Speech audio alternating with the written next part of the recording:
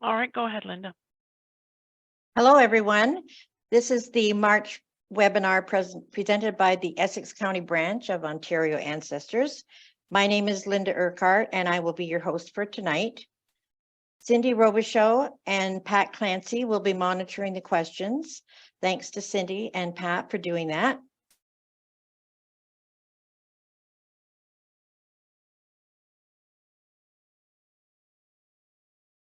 Sorry, I had trouble switching. Okay, before we start, we do want to acknowledge the Indigenous peoples of all the lands that we are on today, including the first inhabitants of Essex County, the Anishinaabe group, part of the Three Fires Confederacy, comprising the bands Potawatomi, Ottawa, and Ojibwa or Chippewa, as well as the Huron or Wendat or Wyandot bands. As family historians, we look for the stories of the men and women who came before us. In doing that, we must acknowledge the mistakes of the past and consider how we can all move forward in a spirit of reconciliation and collaboration. Thanks for joining us. Just a reminder that this presentation is being recorded and will be added to the Essex County Branch YouTube channel. Also, everyone is mute and your camera is turned off. Questions will be answered following the presentation. Just add your questions as we go along to the chat box, which you will find when you hover your mouse at the bottom of the screen. For those who are first-time visitors to our webinars, we are one of the 35 branches or special interest groups of Ontario Ancestors, also known as the Ontario Genealogical Society, which is the largest member-supported genealogical organization in Canada. It was founded in 1961 with its mission to encourage, bring together, and assist those interested in the pursuit of family history and to preserve Ontario's genealogical heritage. We encourage you to visit their website where you can do a search for what they have on file about your ancestor, or you can view their monthly educational webinars, and you can view the family history products available in the marketplace. It's worth your while to investigate what is available there to assist you in your research. These are the various links that the Essex County branch offers to assist you. Feel free to take a screenshot. Our website includes information about the branch, as well as many free public resources and free indexes to the publications in the Essex Library collection. You can view upcoming events. You can find the members library there, which has a wealth of digitized resources from our library collection. In addition, we also show you the Essex Marketplace, where you can purchase our publications. And we do hope that you join the Essex County branch Facebook group, which has over 1,000 members now. And this group is very active in answering your questions, and members are happy to assist you. Other links include our YouTube channel, where you can review past presentations. And we always encourage you to interact with us by following us on Twitter and Instagram. If you live in the county or plan to visit Windsor in the future, please be sure to visit the Windsor Public Library Local History Branch, which is situated at 3312 Sandwich Street, which is located in the part of Windsor which includes the historical town of Sandwich. This is where you'll find the Essex County branch of Ontario Ancestors collection, as well as the vast collection of the Windsor Public Library. I've listed the website here where you can find the hours when they are open, and I would recommend that you call before you plan to visit so that a research librarian can be sure to be available to assist you. Here are some upcoming webinars that you may find interesting. The Lambton branch has a drop-in session on Monday, March 27th at 2 p.m. And on Tuesday, March 28th, also at 2 p.m., the Family Tree Makers user group continues to meet. Whether you're a new user of Family Tree Maker or an experienced pro, you will be amazed at the information you can discover with these group sessions. Ontario Ancestors' next presentation is ancestral mapping using Google Earth, actually Google Earth Pro, at and that's at 7 p.m. on Thursday, April the 6th. And on Friday, April the 19th, the Kent branch is presenting the Big Journey from Scotland to Kent County. And you can register for that at the Kent branch site. For other webinars, check out the events calendar at the Ontario Ancestors website. You can find it under the Education tab. The next webinar of the Essex County branch is on Wednesday, April the 19th at 7 p.m., presented by Jane, also known as Cookie Foster. Jane discovered that her grandmother was a British home child who was placed in Essex County. She will share her discovery, which turned into a passion of researching and documenting the British home children of Essex County. You can register for this webinar on our website. And tonight's presentation is presented by Barton Breen. Barton has been researching his family history for about 20 years now. He is working through the National Institute for Genealogical Studies on his Canadian certification studies. He does volunteer work for his Anglican parish in Ottawa as the volunteer community historian. His primary paternal Breen line is from County Armagh, Ireland, and he learned much of the information he will share tonight while researching this family line, which immigrated to Comber here in Essex County. So with that, I'll hand it over to Barton so that he can share his screen now. Go ahead, Barton.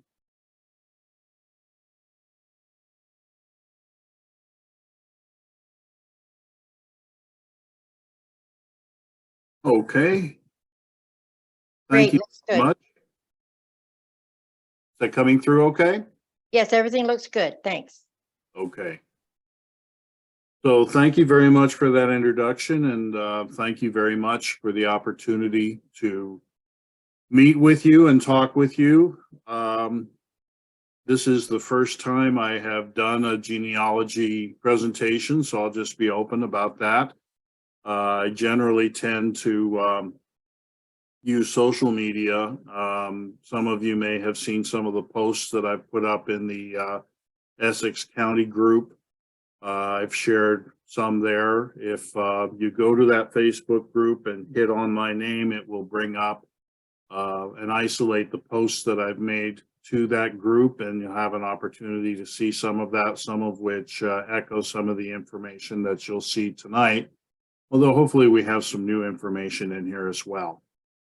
So I want to just kind of give you a little bit about how I have managed to discover some of what I have. It's still very much a work in progress. As we go through this, you'll, if you're not as familiar with genealogy work involving Ireland, we'll share with you some of the challenges that are involved with that, as well as some of the methods that can be used to try to work through those challenges. And just to give you a little bit of a background into who I am. This is William Breen. He is the original Breen in my family line who came to Comber. He emigrated from County Armagh in 1868 and brought his family over. I believe he sent for them in 1871 and they arrived at about 1872. And he worked hard in the area and managed to procure a farm, and that became split into a few pieces that had other members of the family. And the Breen farm that William originally sent is still in the Breen family. I will not share the name of the person who's there, although he'd probably be okay with it. But since I haven't gotten his permission, I'll just mention that that farm is still in Breen hands, and that is something that's kind of exciting to me to think about that continuity as it's going through. Moving on. This gives you a little bit of an idea. I just kind of on where I came. The first picture over here, I hope you can see the arrow that, so I can give a little movement to show what I'm talking about. This is William Breen, again, the founder of the Breens in Comber. My line descends through Jones Breen. Jones is one that some of you who are maybe familiar with the Breen family, not everybody has seen this picture. I received this from a cousin who had it in his garage and took a picture and just sent it to me, and it was an amazing find because he's very difficult to find. He died in 1899 in his mid-30s of typhoid fever. He was one of the farm holders on a piece of land across from his father, William. His son, my grandfather, is George Stanley Breen. I've shared some extended information about him in some written documents that kind of give a history. He was a World War I veteran, born and raised in Comber, and then he spent most of his life where I knew him in Chatham. His son, my father, James Breen, I'll make a little bit of a reference to him as well, kind of to how I got started, and then you go up and make a right turn, and in all my fuzziness, that is me. So not sure. My wife tells me she thinks I look a little bit more like him, but I think hopefully I favor a little bit of all of them. The picture that I have off to the right is part of a Breen family booklet that was put together for Breen family reunions back in the 1970s and following. This was a picture taken in 1911. I'm guessing that this might have been taken at a funeral, just given the fact that it looks like there's snow on the ground and some type of a family gathering.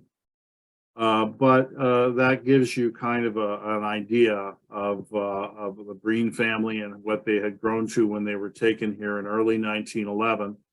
This is William Breen, who actually died in October of 1911. So this leads me to believe that this was probably early spring in 1911, just about maybe 6 months before he passed away. And many of his children and descendants are here. This over here is Stanley Breen over here. And that is my grandfather. He was about 15 years old. And then beside him is his mother, Agnes Sad Breen. And then she married, after her husband died, a gentleman by the last name of Mayhew, which has been anglicized to Mayhew.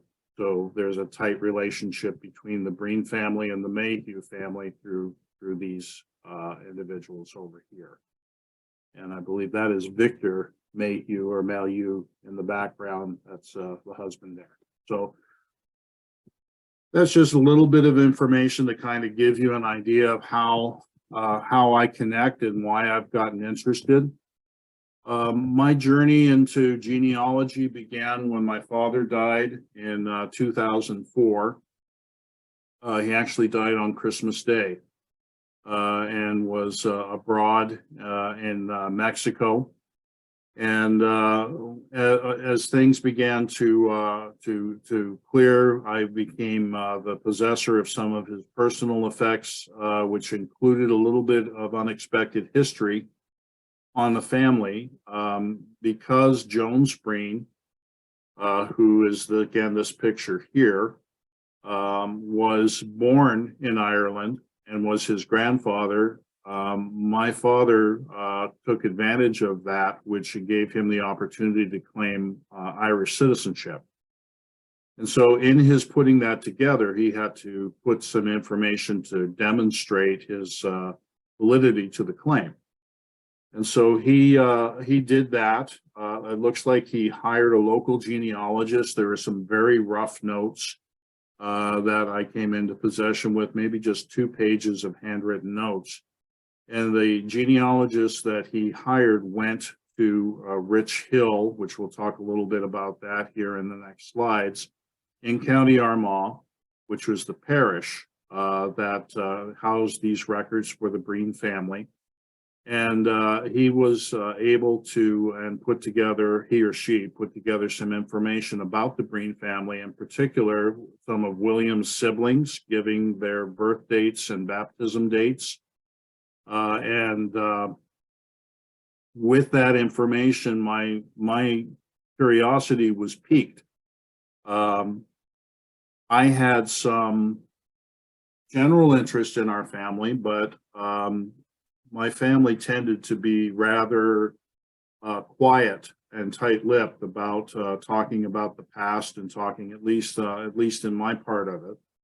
And so I knew we were from Ireland. I remember going to some of the Breen family reunions that took place in Comber in the mid-1970s.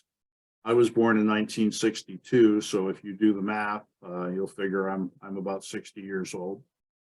And I hadn't really been much into genealogy or interested beyond that, but that information kind of piqued my interest. And I said, well, what else don't I know? And what else can I begin to find out?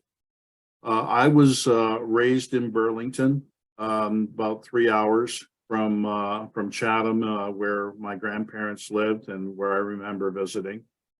And I've coming in through the family reunions, which my father worked with Peter Breen, who was one of the founders that kind of put that together. My father was the vice president and helping to organize some of the earlier ones. I remember hearing some of the stories, and I heard Ireland. I didn't really understand the difference between Ireland and Northern Ireland and all that entailed. And so that began a journey that hopefully I have a little more understanding now of the context and how that works in. So that gives you a little bit of a background that's there. When we talk about County Armagh and the areas that we're talking about here, this is just a little map that kind of shows County Armagh. It points out where Rich Hill is here, which is kind of the parish center that the Breens were involved in. This is Armagh, which Armagh itself as a city is a very historically significant. It's considered the area where St. Patrick, and I hope you'll be wearing green in 2 days' time as that comes up with St. Patrick's Day. And so there's a lot of both significance for the Catholic tradition as well as the Church of Ireland is going through that area.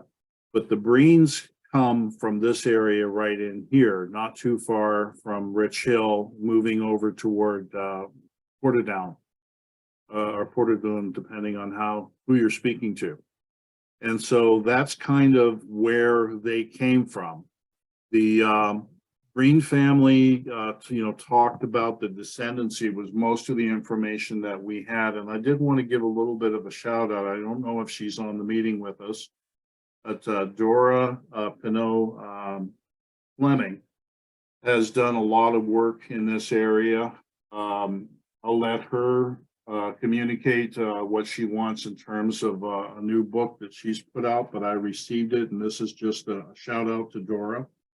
He put a little bit more information here, including some of the information that I've shared, but most of it is work that she's done and put together. It's an expansion of a family history book that was put together and distributed in the 1970s, and she's put a lot of the actual research in it. So this is something I know that she wants and has put together specifically for family, but if you get in touch with Dora, she would be the one who would be able to help you with that information. In that book, there was a little bit of a blurb that gave some information about the Breens. And it mentioned the Breens coming from an area which is Townland, which I'll talk a little bit more about that in a moment, called Battle Hill.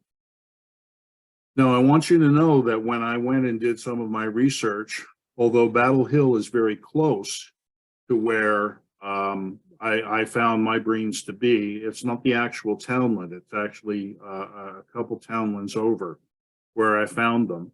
It talks about Kilmore, which is the parish, and then within the county. And then it also talked about the ties with the Church of Ireland, which when you hear Church of Ireland, that means Church of England or Anglican Church. And then it mentioned the information I had again from the parish records, was able to pull the siblings that were there, which kind of gave a little bit more information and a little bit more leads to try to begin to work things out. So this is the area that we're talking about. It's in Ulster, which is the 6 northern provinces that eventually separated and became Northern Ireland, part of the United Kingdom. And it's important to kind of begin to understand some of the history as we work through that as well. There was a time when all of Ireland was kind of just small little areas with local leaders, chieftains or kings, if you will, that kind of went through the Middle Ages. And then as they began to come out of that into the time of Queen Elizabeth and King James I, there was an effort made to begin to push out some of the local Irish from these northern counties. And it was sometimes referred to as a plantation in history. And that is where you began to find the roots for what eventually became known as the Troubles, or the civil wars that took place between Northern Ireland, with a religious theme, with a lot of it between Protestants and Catholics. So that's just kind of some of the history that's important to understand as you begin to understand where some of the records are and what some of the unique challenges are as you work through some of these things. So a little bit of a prelude there. Why is Irish genealogy so difficult? I gave you a little bit of a teaser that we would talk about that. This is by no means an exhaustive list, but it gives a pretty good oversight as to why this is difficult. When the Civil War was taking place around 1922, many of the records that were put together for the entire island of Ireland were in what was called the Four Courts archives, and there was an explosion, and that's actually a picture of the explosion at that time here that I was able to find and put up. And many of the census records were destroyed from before 1901. The Irish were very meticulous about their record keeping, and so there were good records that were there. But the explosion that took place completely decimated many of what we would consider to be primary sources for when we are moving through trying to get records in other contexts. And so most of the census records were destroyed from before 1901. And so that means that when you have to work with Irish records, you tend to work with what in other contexts would be considered secondary records. And there is a great deal of reliance upon parish records in the Catholic Church and the Church of Ireland, which are the two major ones. We'll talk about a few others just by making a quick reference, but you're going to find that many of the parishes are where you're going to find most of your records.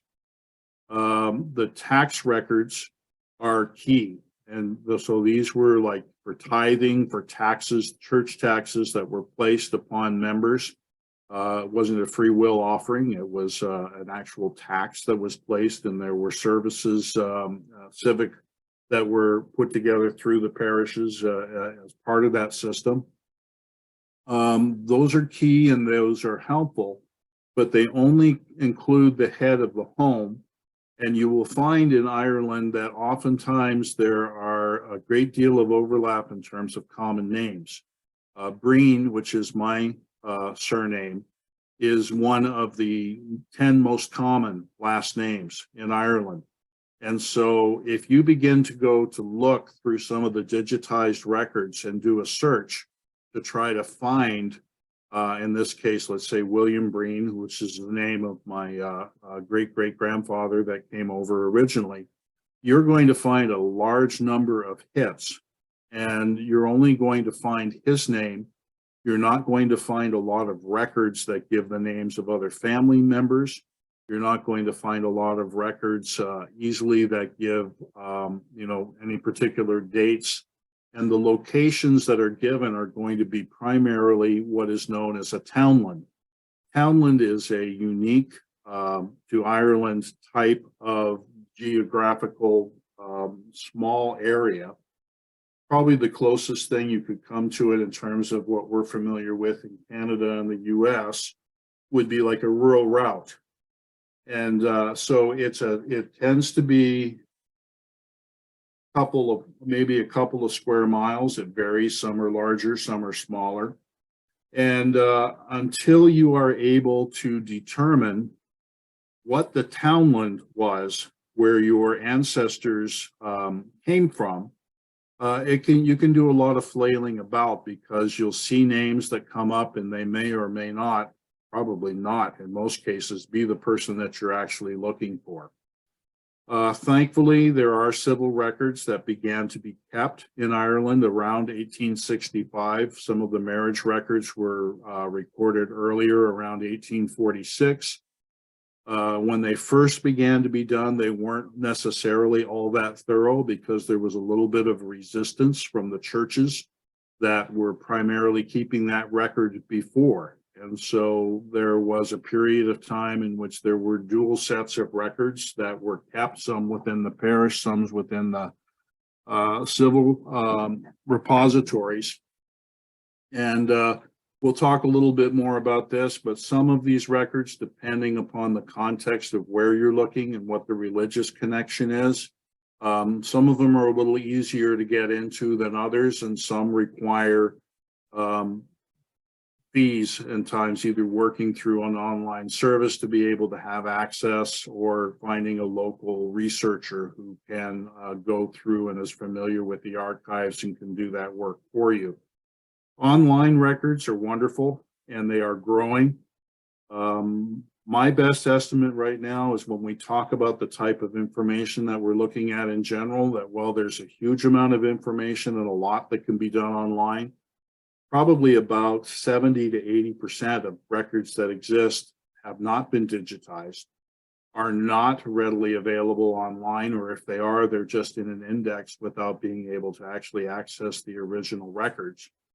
And so it is a challenge if we can do more and more online, and services like Ancestry and Family Search and things that we work through. And it's continually growing and expanding, but we're not quite at the point where there's a very completely reliable online presence. There's much that will point to other things that, unless you go and do some of the additional work yourself, or hire somebody to go and do it, or you access a paid service that's put it together for something more specific for what you're looking, that's the type of challenge you'll find, particularly when you're working with Irish records. And then the sad thing is, and this is difficult, but there are sometimes you'll go looking for something and you'll continue to look, and it may just be that the records don't exist any longer because of what was lost there, or it doesn't mean we can't continue to look, but at some point, as you get further back into the 1700s and before in Ireland, the amount of records, unless the person was part of the landed gentry and a landowner, you're not necessarily going to find that much that is there. And so if you're going to try and look beyond that, perhaps what you'll need to do is DNA work. And that's becoming a fertile ground that kind of allows people to begin to create some of their own connections as they work in collaboration. And some of you are no doubt kind of familiar and able to see what can be done with that. In particular, you can do a Y-DNA study, which is a specific type of a research tool that will allow you to kind of go back, and it will trace it in terms of the map and the geology and locations for where it came from. I am interested in that, and I will confess to you that I know more about some of these things and how to do them than what I've actually done. I kind of just am looking forward here as I'm moving closer to retirement, to having a little bit of more extra time to do some of these things that I haven't been able to do in complete form yet. So that's a lot of information. I hope that's helpful in kind of just giving a little bit of a thumbnail as to what it is that you face when you begin to go through Irish genealogy. So it's tough. That's what I said. So what is it that we can do with the resources that exist? If you're going to work on looking for some of your relatives and affiliations back in Ireland or Northern Ireland, these are the things you're going to want to focus on finding, because they're going to allow you to navigate the records that exist most expeditiously. It's extremely important to know the religious affiliation. I mentioned my family is Church of Ireland, Anglican.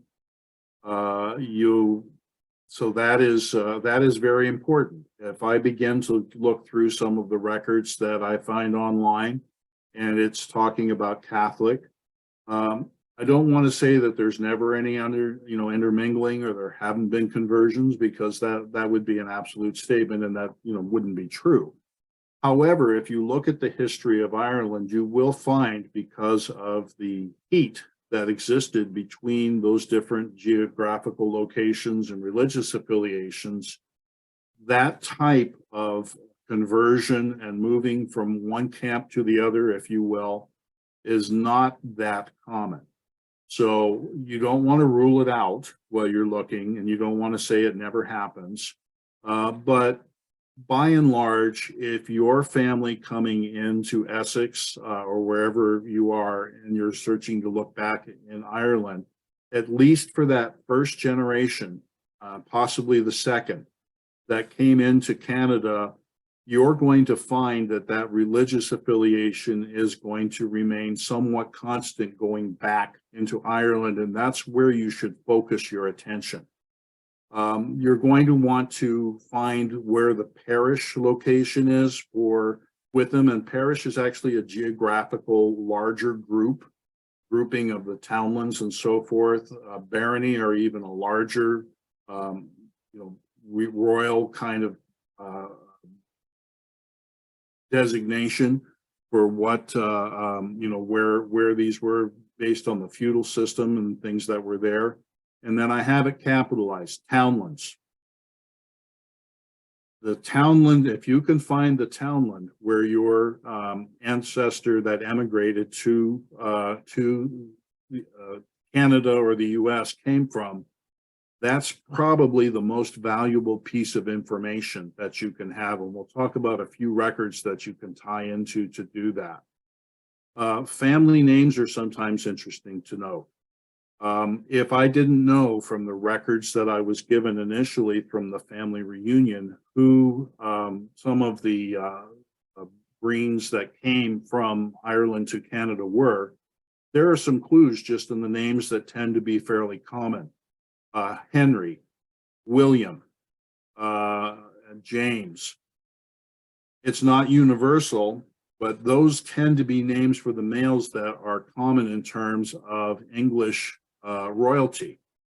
And so it's not a coincidence that many of the names on the Northern Irish Church of Ireland type of groups, the men's names will tend to reflect those type of names, whereas on the Catholic side, you may see Padraig, you may see Patrick, you may see some of the other names. Now, again, is it an absolute? No, it's not.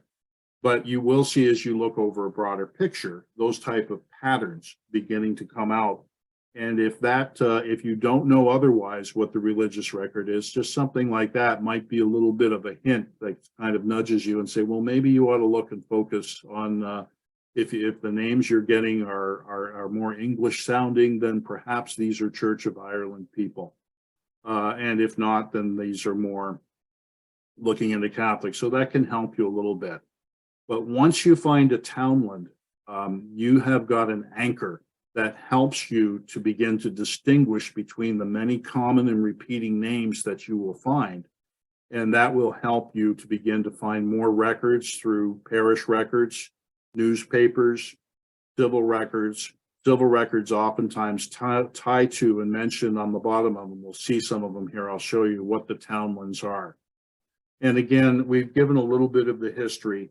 And so that's important to know that much of what built up and eventually became the Civil War and the troubles that is there, you're going to find that informing your search as you go back as to understanding some of what might be at work and some of where those records might be found. I wish I could tell you where the picture was found. I just found that online and I thought it was beautiful. It's kind of, if all of Ireland doesn't look that way, in my opinion, it should. So I love that picture.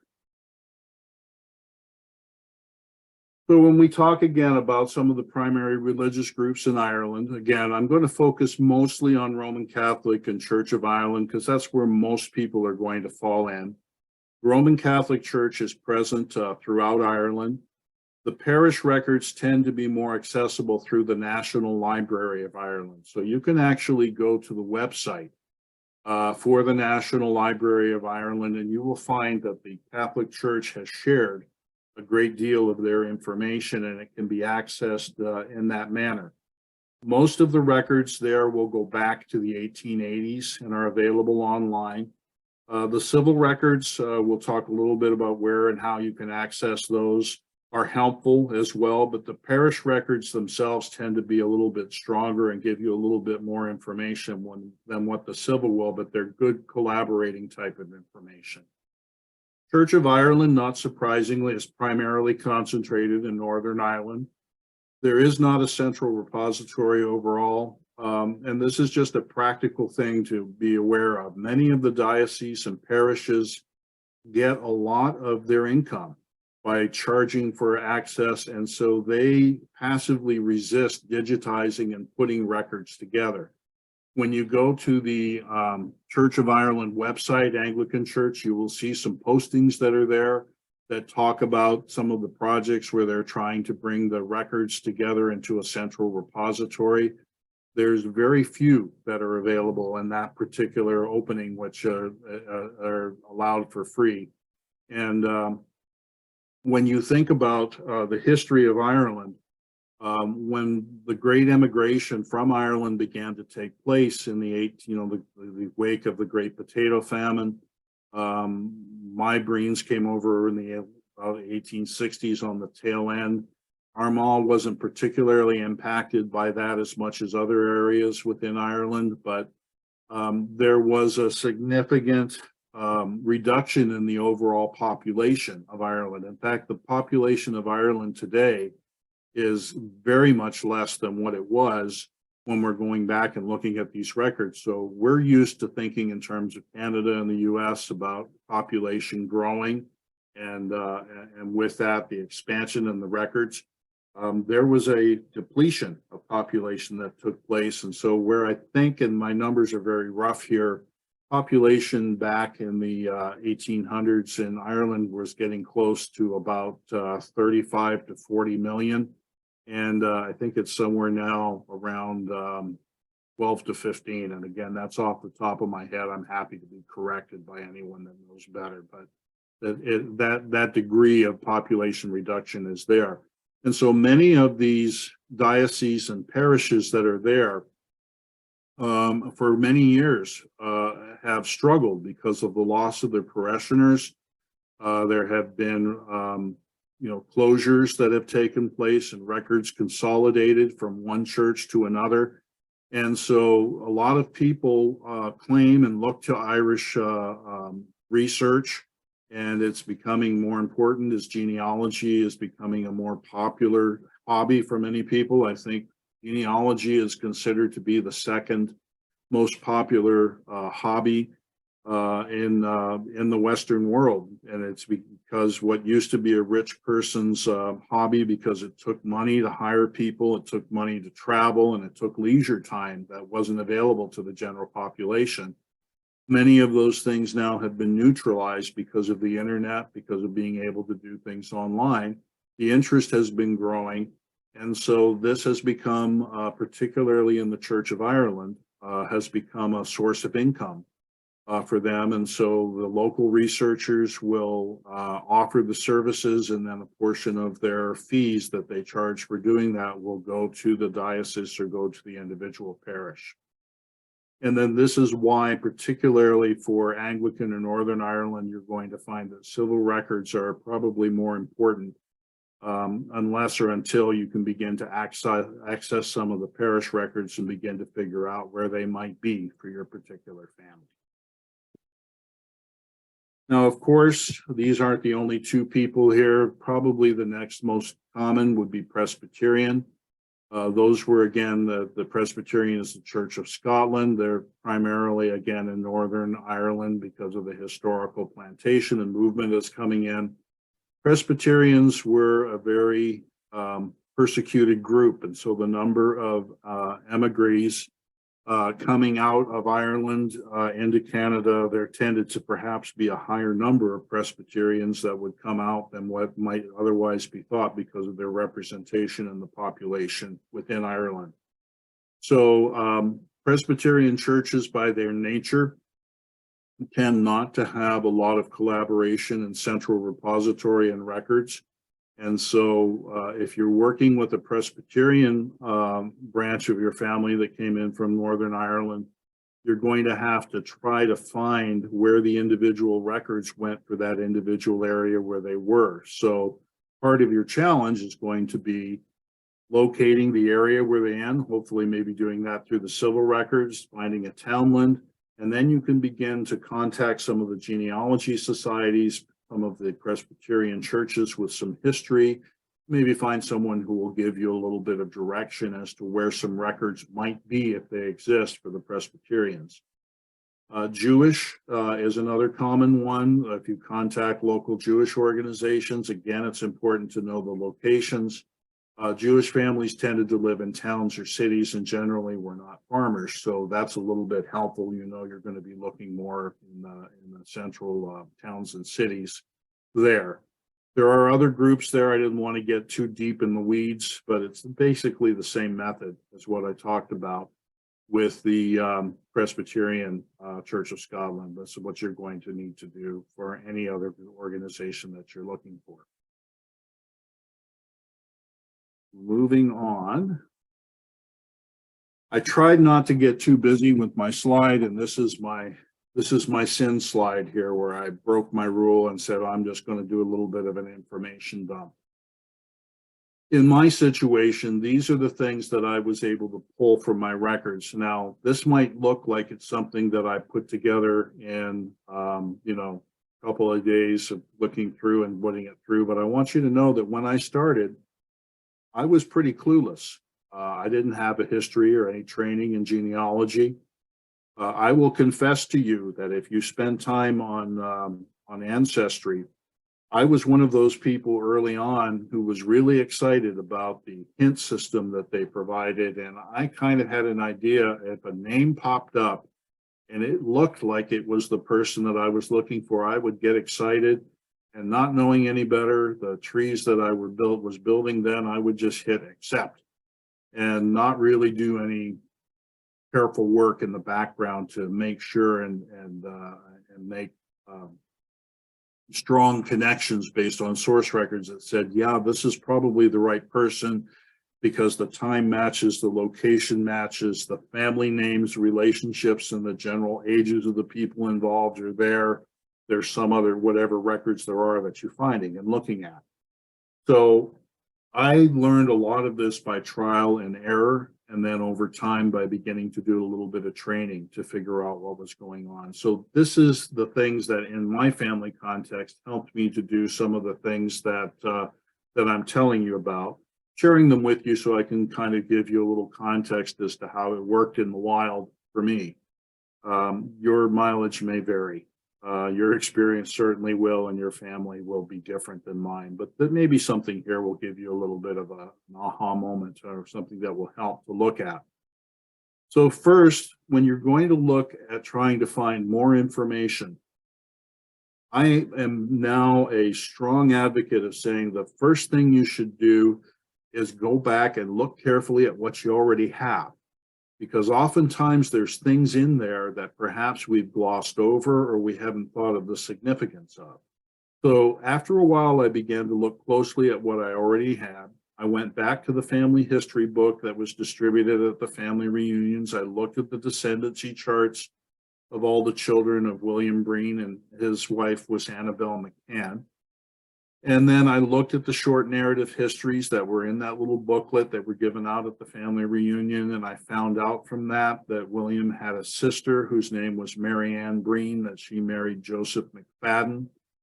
And then I looked at some of them and began to see some of the clues that came out. County Armagh.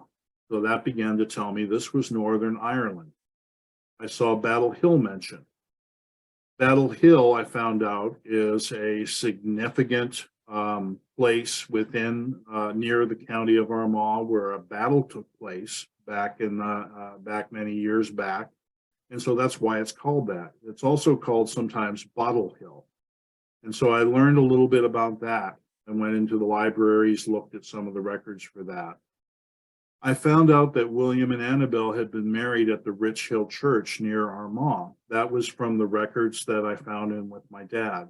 And that's where the baptismal records were searched. So I kind of knew that that's where most of the Breen records I'm going to find are.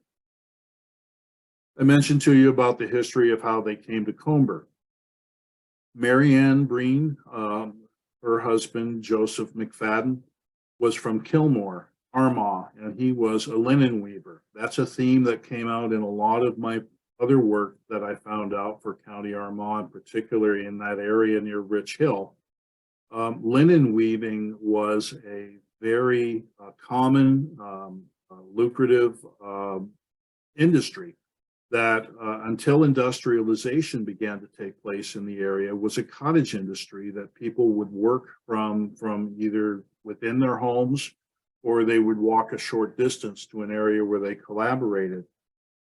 You may have heard when you look back at some of the those of you that understand more about history and decorating and so forth, Irish linen. This was something that came from that region, and it was done by hand until industrialization and machinery began to take that away from the individuals, which is one of the reasons why, because with that industry disappearing, it was more and more difficult for people to make a living and to exist, and the jobs were hard to find, and so you find mass exodus beginning to coming out of the area. So knowing that about Joseph McFadden, it shouldn't come as any surprise. As I did a little bit of work, I found out that that was true of the Breen family as well. William Breen, before he came to Essex, he was listed in different records as a linen weaver. Also, the affiliation with the Church of England, obviously, is a strong thing there. And then Joseph was mentioned, and this was true of many of the early Breens, as an Orangeman. And an Orangeman is someone who is fiercely loyal to the English crown.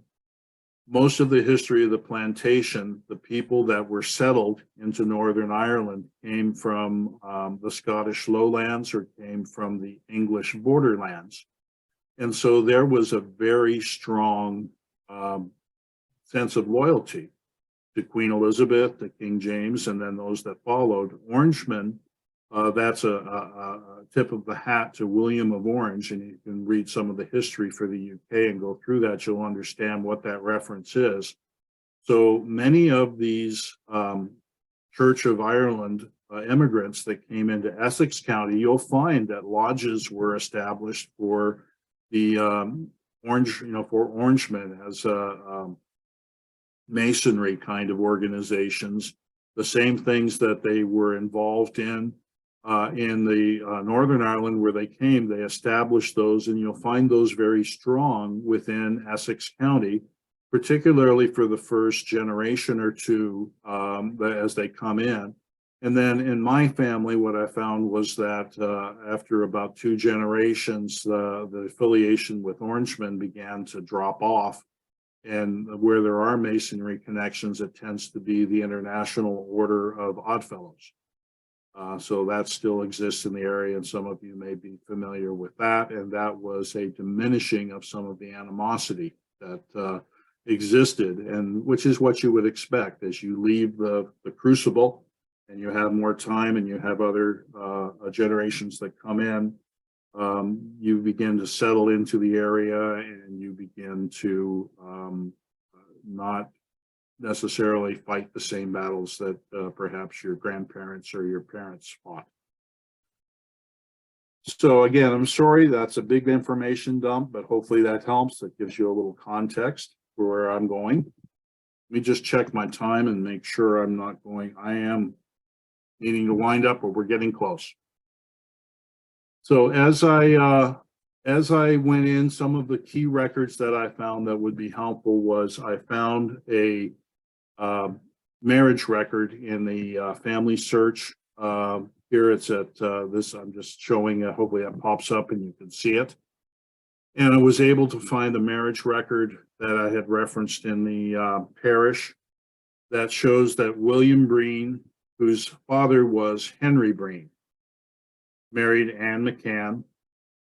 Anne's father was Terence McCann. And it shows they were married on the 4th of December, 1856, which matched the parish record that I had in my father's files. And it shows where they were in terms of being married. So that gave me a clue there that William's father's name was Henry. So as I began to find that, I began to look at some of the townlands in the area, isolate what they were, and then began to look at the records and see where I could find these relationships and names and try to find something that gave me a little bit more of an anchor to where I could walk into them. And here's what I found. This is actually a record that I took out. This is actually from Essex County in Ontario.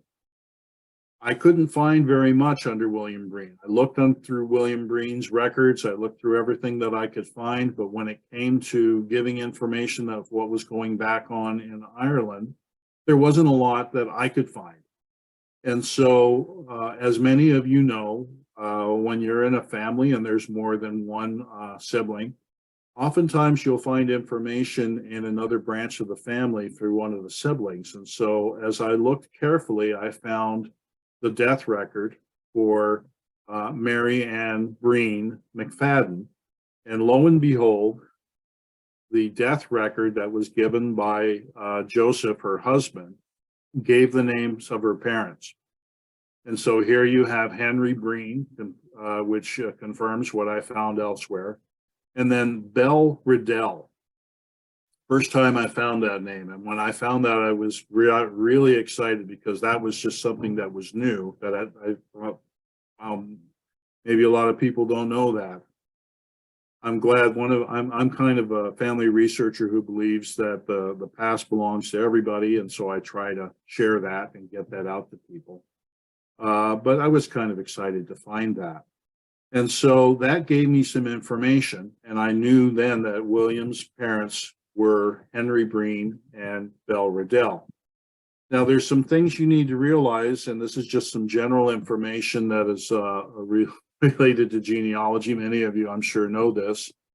Of all the primary records that are there, death records tend to be the ones that are only as reliable as the person reporting the death and what they know. So just because you have some records that have come up in a death record, marriage records, birth records, and baptismal records tend to be closer to the source in terms of the people reporting them. And so they tend to be a little bit stronger. Not saying there isn't good information. There is good information in the death records, but you need to treat them a little gingerly. And so as I looked at that, looking back in hindsight, it would have been a good thing to remind myself that Joseph and Mary Ann, I found out, were married in the U.S., not in Ireland. They were in Massachusetts and New Hampshire for several years before they actually came to Essex County in Canada, very likely because William was there and invited them and provided an anchor for them to do that. I don't know how well Joseph knew Mary Ann's parents, and so certainly might not have necessarily known her mother's maiden name. And so he gave the name Riddell, or the person that wrote the information down might have altered the name or heard it wrong. So for several years, I thought William's mother's name was Riddell, and Bell was not a difficult thing for me to see because one of William's sisters, his youngest sister, was Isabel. And so that would make sense that there would be a similar name with the mother. So I saw that. And that seemed like more of a coincidence. But when I did more research and looked further down the track, what I found was that the real last name was not Riddell, it was Ruddle. And this is how I refined this information a little bit more as I looked to find more as I could about Henry Breen. The tools that you find, and I mentioned to you I was going to give you some of the tools that you'll find being helpful, particularly as they relate to the townland. In Ireland, the gold standard is Griffith's valuation. Griffith's valuation, you'll find some of the indexes in Ancestry. If you go on and search on the web, you'll find a couple of websites that will actually give you source records where you can look at them and see what's written down. I encourage you to do that. As you begin to try to find and get that townland down, Griffith's valuation will give you the name of the head of the household, it'll give you the townland, and it'll give you the religious affiliation. And once you have that connected in, then the other records that are there and the parish records begin to open up to you. So I began to catalog the townlands that were near Kilmore and Rich Hill in Ireland and near Battle Hill. And I began to look at the names that showed up on those townlands. And I found out that not too far away, and we're not talking a great distance here, probably about 3 or 4 kilometers, that Breens showed up strongly in 2 townlands. One that was called Clonroot and the other was Drumard Jones. Even though Battle Hill was mentioned, I don't know where that record came from. Maybe Dora does or some others. But I found that I don't know where Battle Hill came from as far as mentioned. It might have just been that that was something that somebody remembered from a second generation, that we were from near that area and they mentioned it and that began to be carried down. But I found the records to concentrate more in Clonroot and Drumard Jones. And then I began to check the civil records, which began in 1864. I kind of knew the names of Henry Breen and kind of looked through it a little bit more. And I'll show you what I found on the next slide. And then the other one to look at is called the the Plotman books, which are kind of other things related to Griffith's valuation that go back a little further. Those are the closest things that you'll find to a secondary census record, but with the head of household only. So those are areas where you can begin to kind of look around along with a map of the townlands and kind of find out where those areas are. So as I did that, I went through the civil records and I found this at irishgenealogy.ie, which is, you can find the GRO civil records. Access to those are free. So you don't have to go through Ancestry, you don't have to go through anywhere else. That's a site you're going to want to go on because you can look at and you can find these civil records. I went and I was able to find a death record for Henry Breen and Isabella Breen, and here they show up. This is the townland on the bottom, Drumard Jones. And it said that Isabella died in 1880. That was about 12 years after William came over to Canada. And then Henry died in 1884, just 4 years later. It gives the records for Weaver and Weaver's wife. It gives the cause of death, and then it gives the person who reported the death. And in both instances, it was Joseph Breen. Under Henry, it told me he was his son, and Joseph was the name of one of the sons, brothers of William, that was in the records that I had in my father's records. And so that kind of told me enough there to draw the conclusion that these are probably pretty probable, the people that I'm looking for, and a little bit more information that was given to it. So it's exciting. It's hard work doing all the underground to find it, but then once you find it and find the key, it's like the information begins to come out and give you more to what you're going to look at. As I look closer at the allotment records and at Griffiths valuations. I looked at Drumard Jones and I looked at Clonroot, which were together. I found out that William actually lived in Clonroot before he came over, and he was listed there as a weaver. I found out that there were many names there. One of the more common names was Riddell, not Riddell, but Ruddell. I found that Jones, which was a townland for Drumard Jones, and several Breens that had first name Jones. My great-grandfather's first name was Jones. Now, do I know what the connection is? I'm going to confess to you, I don't know what that connection is yet, but apparently that name Jones was important, and I'm guessing that it's probably a connection there in terms of honoring people.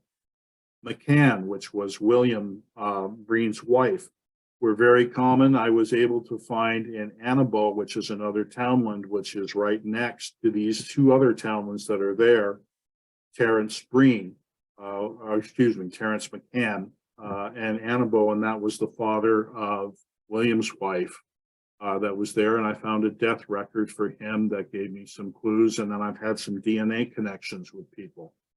I found the name Preston. I found the name Pearsons or Pearson.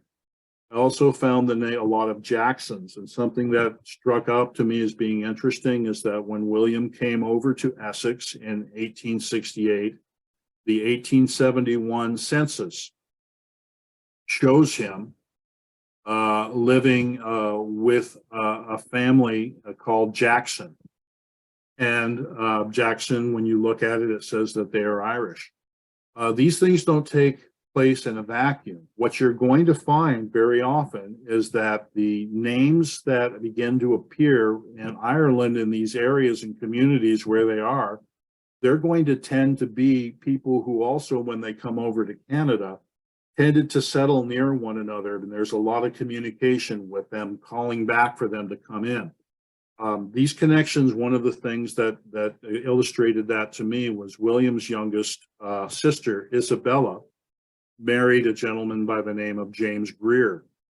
And then when they came over and settled later in the area in Essex, they did not have any children, and Isabella died. When Isabella died after she was buried, James ended up going back to Armagh, to the family area where he was from, where he remarried and then brought his bride from that area back over to Essex. So again, it isn't like these people just moved from where they came from and then settled in one area.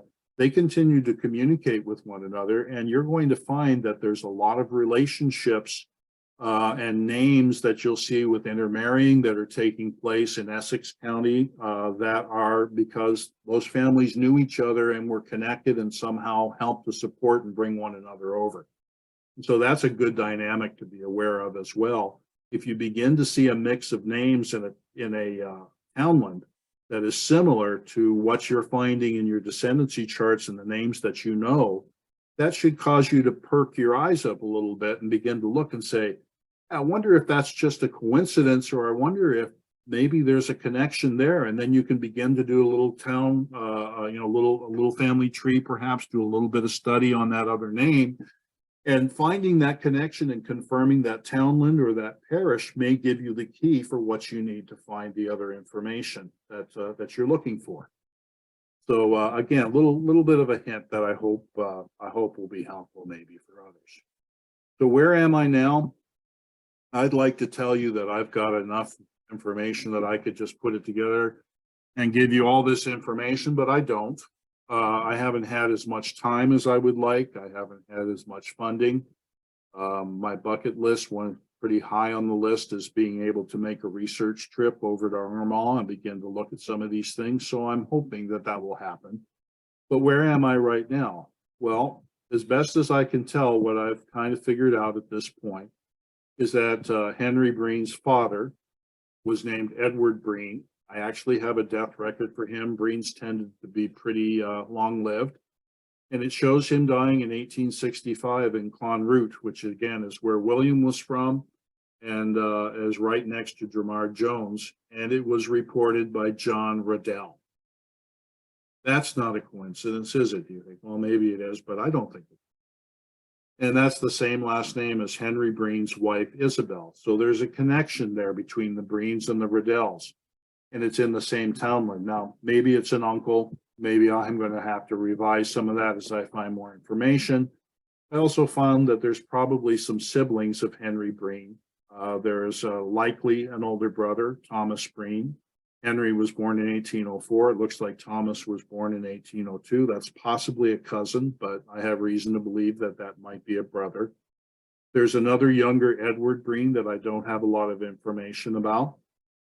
There's a probable sister by the name of Anne Breen, who married Alexander Greer. Remember, I mentioned that William's youngest sister, Isabel's husband's name was Greer.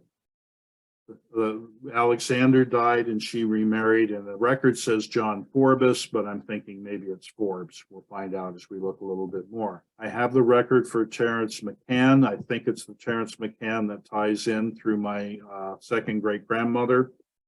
But I haven't done a lot of work in Annabo Townland, so there's not a lot there other than I have had some DNA connections come to me that indicate that that's where the common ancestor is. And then really at this point, I've probably discovered about as much as I can from what there is online. And it's really going to require a trip or hiring a local genealogist to go in and look more closely at the parish records and get more information there, and that will help to tie things together. So that's kind of my plan generally. And of course, those plans are made to be revised as you get more information. So thank you, those of you who have made it through my rambling. I hope some of that made sense. This is just some information. I'll leave it up here as we chat, and certainly open to any feedback you want to give. I don't imagine that I know everything. Some of you may have some information or have some suggestions that that I haven't thought of or haven't put enough weight on. So I'm glad I'm consider myself for this moment to be a first among equals in giving this information, and I'm always happy to get feedback. You have my emails that are there. I do have a Facebook public group that I have for Breen, Irwin, Whittle, and Bolton. Those are my 4 main branches coming in through my grandparents that I share information. Usually when I get information on the Breens or the Whittles, I share that to the Essex group as well. And then I also have a Facebook page that's just more of a hobby that just kind of explores me as some of the genealogy work that I'm trying to establish myself in doing. So I think that's all I have to say. I hope I didn't ramble too much and we have a little bit of time to discuss. And thank you very much for giving me the opportunity to ramble. Well, that was great, Barton, and really lots of information just going through my head. There's all these things that I have to do now, but I'll pass this over to Cindy or Pat. Do we have any questions? Hi, it's Cindy. There was one question that came in about parishes and townlands. Someone's wondering if there are different names for parishes and townlands for the Catholics or for the Protestants. I think the townlands are pretty well established. There are a lot of townlands that there may be several townlands in different areas that are named the same. So they're kind of a local manifestation in the areas that are there. But I believe that there tends to be continuity there between them, although some of the borders, the parishes may be a little bit more different in Northern Ireland. They won't necessarily follow the same pattern between Catholic and Protestant, but the townlands are going to be fairly consistent. So depending on which group you're looking at, that's why it's also good to begin to learn what the parish is, which is the religious borders for where that church oversees, and then also look at the barony, which is a larger group. And so if you begin to see a similar townland appear, make sure you're looking at the right one, because they can repeat in different counties or in different areas. I hope that helps. Actually, oh, sorry. I just to go back to that question. I was the one that asked the question because that what I'm wondering is, within a parish, would there be a church of Ireland church and a Catholic church, both in the same parish? But Yes, okay, that's so really, the parish doesn't mean it's Catholic. It doesn't mean it's Anglican. It just means that that's the name of a parish, a place, and there could be different denominations of churches within that parish. there Is that could right? be, and I'm going to admit when I don't have a definitive answer. I don't consider myself an expert, but from my experience, for what I have looked at, I think the borders for the parishes can vary. The parish that my family is in that Armagh area near Rich Hill is Kilmore. And so the Kilmore borders, there's multiple churches that can be within a parish. So can be more than one church. And then there usually will be one that's a cathedral, or that's a central repository of information. And because of the way that the hierarchy works within the Anglican Church and also within the Catholic, if a church that has records is closed, those records will be passed up through the diocese or passed up into the parish records. And there tends to be, records not lost that way unless there was an event, a fire locally, or looting or something that took place during the Troubles. So there's individual things that you can reach in those type of situations that might pose a challenge. But by and large, you're going to find that knowing that parish is going to allow you to, even because they still exist, you can even contact that parish or diocese, and there will be a historian or a genealogist that you can connect with who can give you more information on your specific context. I guess the problem that I have is, I know that my grandfather, who really, I don't even think he knew where he was born because he was orphaned at a fairly young age. But on his, I did find him through research that he's actually born in England, because his father had come over to England from Ireland. And when he went into the First World War, the first attestation paper that he produced, he indicated that he was born in Dunmanway, which is in County Cork in Ireland. And I know he wasn't born there, but I assume that's probably where he might have thought he was born there, because that's where his father might have been born. But that's just because it says Dunmanway, that's actually a place. So I don't really know the name of the parish. So I would find the name of the parish in Griffith's valuation, do you think? You would find the parish and the townlands. It may be that he was pronouncing a townland rather than, and it was thought to be, it could be that there's a townland with a name similar to that might be worth looking at. Or, as you say, it may be a case of just not being sure and picking what he knew as possible. Right. Okay, sorry, Cindy. Hi, Linda, it's Pat here. I was just going to say that someone commented as a follow-up to your question. Where did it go here? I believe parishes are different by religion, but to check out a great book by Brian Mitchell, A New Genealogical Atlas of Ireland. So that might be a resource for you. That was in the comments, or in the chat room there.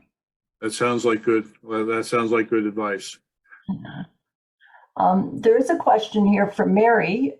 What attracted the Irish to Essex County, Ontario, and Quebec?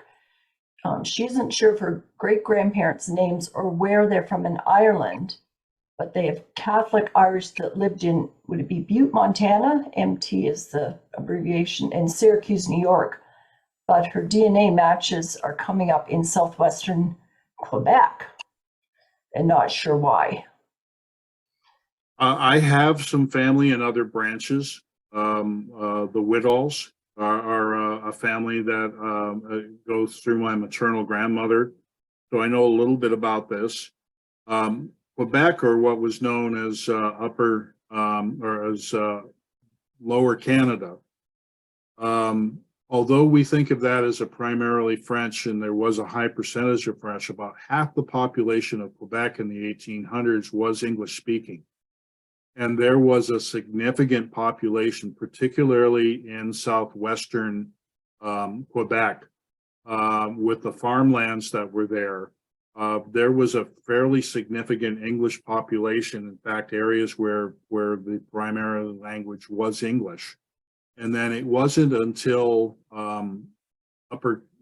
Essex County began to open up and land grants began to be given and Crown land began to be made available.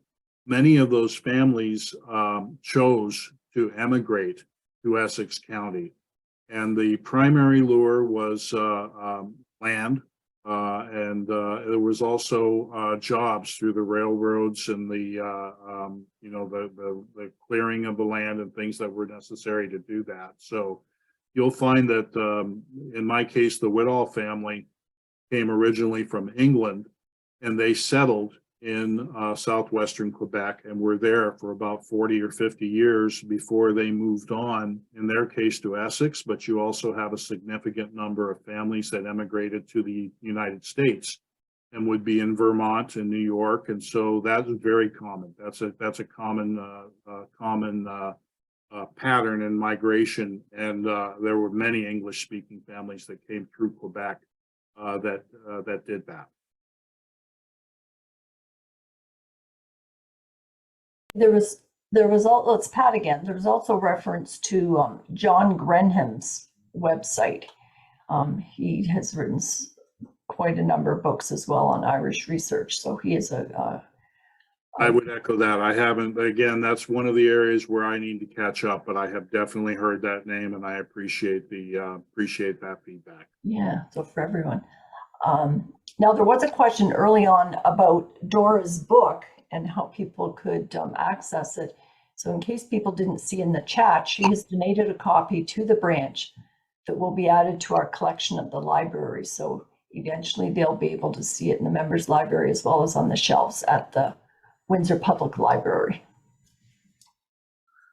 And I've glanced through it. I haven't had an opportunity to digest it, but she's done a wonderful job. It's an amazing expansion to anything that I had before. So I want to give Dora high praise for the work that she's done on that. And she and I have shared information in the past, and she's been very generous and very helpful. And I have a great deal of appreciation for her. Cindy, did you have any other questions or comments that I've missed? There was just one more comment from Wendy. Colonel Talbot from County Meath, Ireland, probably encouraged fellow Irish to settle in Essex County along highway through, as there was a great Irish settlement or migration settlement to Maidstone established in 1846. So as you said, they migrated together, or friends and neighbors, and wrote back and, suggested people come. Yeah, they didn't just land and not know. There was communications that took place, and migrations tended to take place with people that knew each other and settled close to one another. Okay, we are kind of running out of time. If there are no more questions, I just wanted to do one more thing here. No more questions, but lots of thank yous and great work. Well done. Yeah, that was fantastic. Okay, I just wanted to, sorry here. Can you see my screen? Yes, we can. Okay, for some reason, I can't seem to move it. Oh, there we go. Okay, I just wanted to say thanks again to Barton. That was really a tremendous webinar, one of the best ones we've ever had, I think. And in closing, we want to wish everybody a happy and safe St. Patrick's Day. And we want to leave you with this Irish blessing. May good luck be with you wherever you go, and your blessings outnumber the shamrocks that grow. May your days be many and your troubles be few. May all God's blessings descend upon you. May peace be within you. May your heart be strong. May you find what you're seeking wherever you roam. So with that, I'll end the session and hope to see you all on April the 19th at our next webinar. And good night. Thank you.